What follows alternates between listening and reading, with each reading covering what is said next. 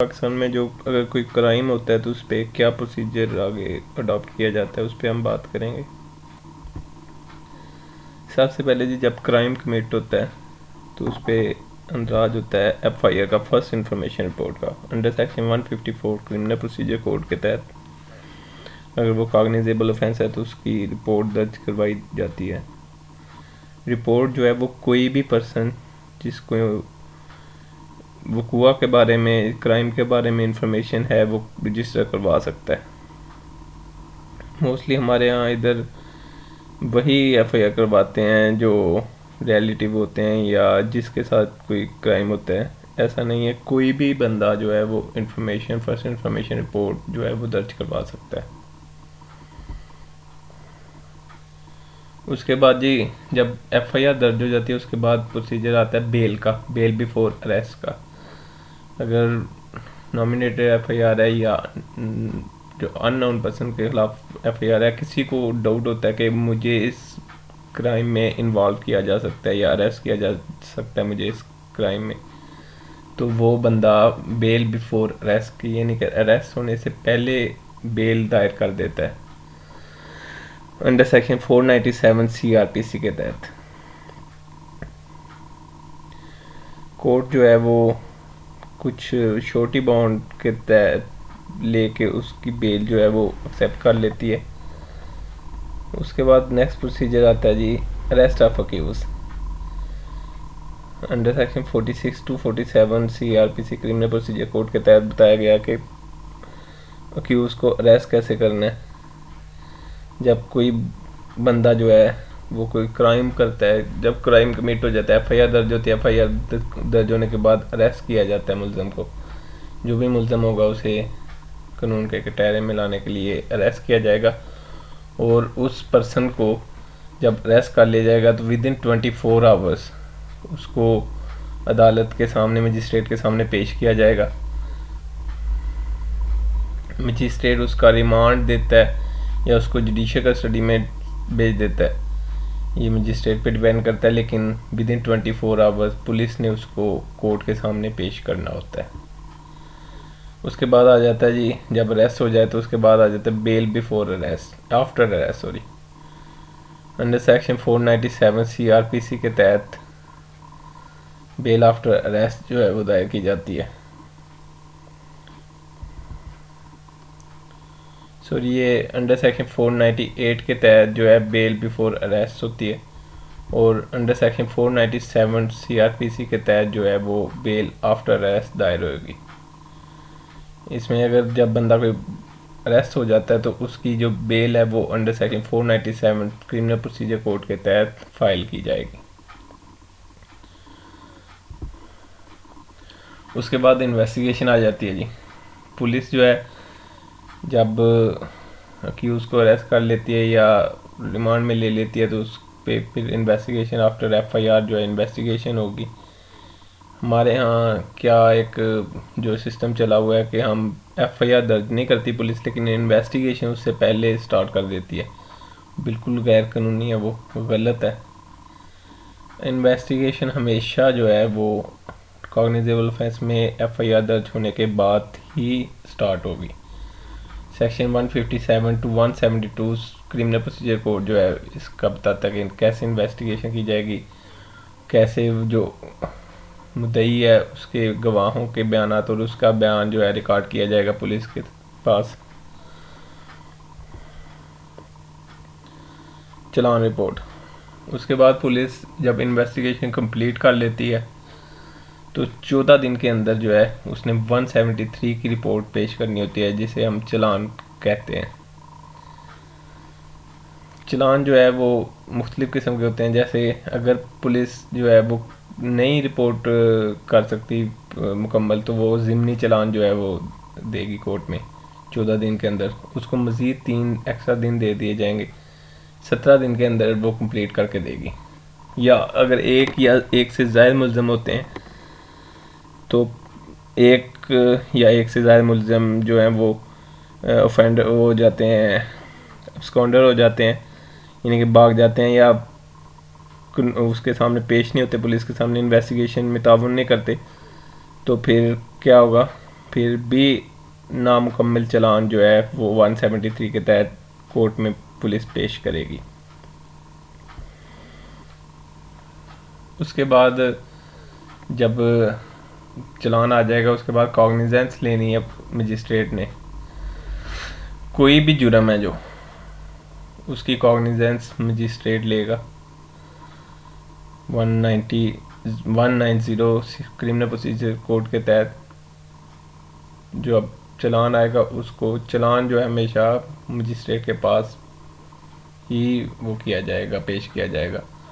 उसके बाद मजिस्ट्रेट देखेगा कि आया वो केस को सुन सकता है या नहीं। अगर सुन सकता है तो वो अपने पास रखेगा, अगर नहीं सुन सकता तो वो रिपोर्ट बना के सेशन जज के पास भेज देगा। सेशन जज आगे ट्रांसफ़र करेगा केस। Framing of charge. उसके बाद अगर मजिस्ट्रेट के पास चल गया, केस चल गया, अब मजिस्ट्रेट ने क्या करना है, चार्ज फ्रेम करना है। जो ट्रायल कोर्ट है उसने चार्ज फ्रेम करना है कि मुल्ज़म को बताना है कि आप पे ये जुर्म है, क्या आप इसको कबूल करते हो। अगर तो वो कबूल कर लेगा तो उस पर कन्फेशन जो है वो उसकी रिकॉर्ड की जाएगी। अगर वो कबूल नहीं करता तो फिर बाकायदा प्रोसीजर चलेगा। लेकिन उसको उसकी ज़ुबान में उसको समझाना पड़ता है कि तुम पे ये जुर्म है, क्या तुम इसको कबूल करते हो। अगर वो कहता है जी मैं इसको कबूल करता हूँ, फिर उसको समझाया जाएगा कि अगर तुम कबूल करोगे तो तुम्हें सज़ा हो जाएगी इस जुर्म में। तुम आज़ाद मर्जी से पुलिस की डर से तो नहीं कर रहे कबूल, तुम्हें पुलिस के हवाले नहीं किया जाएगा, तुम्हें यहाँ से जुडिशल कस्टडी में ले जाया जाएगा। अगर तुम पुलिस से डर के कर रहे हो तो तुम अपना जो बयान है वो रिवर्ट कर सकते हो। उसके बाद ये कन्फेशन या एविडेंस। कन्फेशन अगर कर लेता है तो उसको 164 के क्रिमिनल प्रोसीजर कोड के तहत जो है रिकॉर्ड किया जाएगा। और अगर वो कन्फेशन नहीं करता तो फिर एविडेंस कॉल की जाएगी। एविडेंस जो है वो under section 353 to 365 criminal procedure code के तहत जो है रिकॉर्ड की जाएगी। उसमें बताया गया कि वो कैसे जो रिकॉर्ड की जाएगी। मुद्दई जो है मुकदमे का वो अपनी स्टेटमेंट रिकॉर्ड करेगा, अपने गवाहों की स्टेटमेंट रिकॉर्ड करवाएगा। उसके बाद जो अक्यूज़ का वकील होगा वो उस पर जिरा करेगा, यानी कि उन पे काउंटर क्वेश्चंस करेगा मुद्दई और उसके गवाहान पे। उसके बाद आर्गूमेंट्स होते हैं। जो मुद्दई और मुल्ज़म के वकला हैं वो आर्गूमेंट्स करते हैं। मुद्दई का वकील जो होता है वो कोई भी वकील जो है वो मुद्दई का वकील जो है वो बज़रिया पब्लिक प्रोसिक्यूटर होगा, यानी कि उसका फर्स्ट वकील जो है मुद्दई का प्रोसिक्यूशन का वो पब्लिक प्रोसिक्यूटर होगा। कोई भी प्राइवेट वकील है जो वो उसको असिस्ट कर सकता है। वो दोनों अपने आर्गूमेंट्स करेंगे। उसके बाद जजमेंट दी जाएगी। अगर तो मुल्ज़म जो है वो गुनाहगार है तो उसको सज़ा दी जाएगी, अगर वो बेगुनाह है तो उसको बरी कर दिया जाएगा।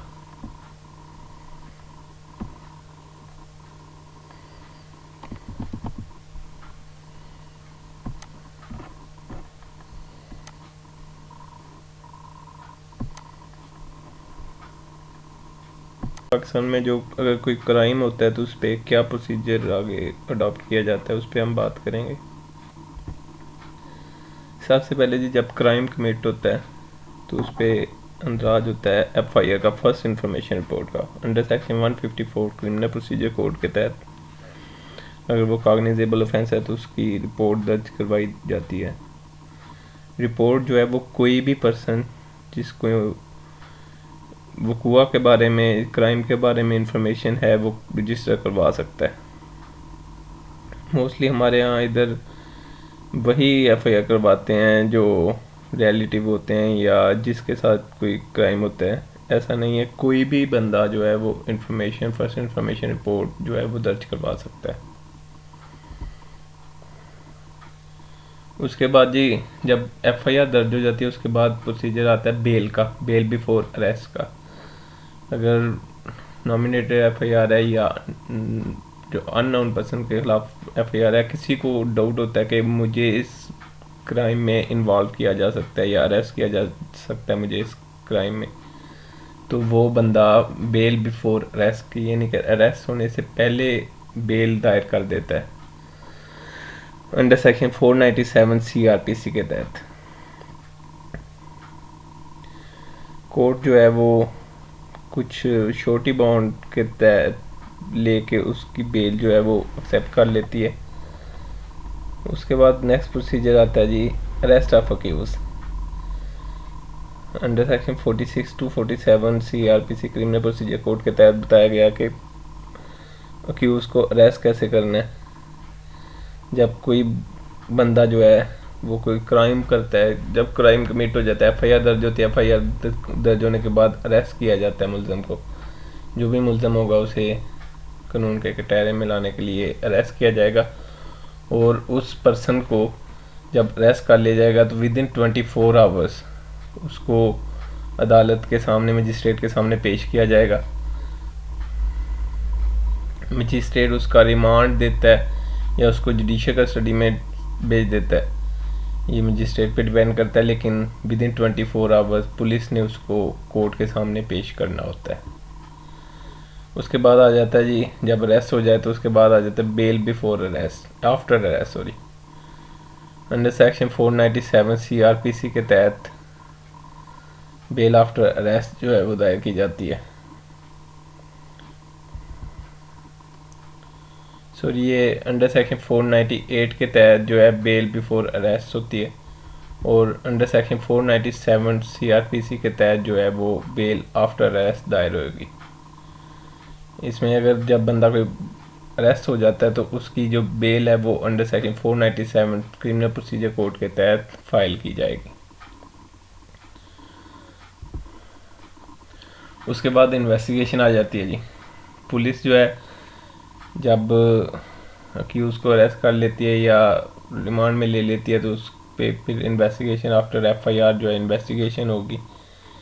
हमारे यहाँ क्या एक जो सिस्टम चला हुआ है कि हम FIR दर्ज नहीं करती पुलिस, लेकिन इन्वेस्टिगेशन उससे पहले स्टार्ट कर देती है। बिल्कुल गैर कानूनी है, वो गलत है।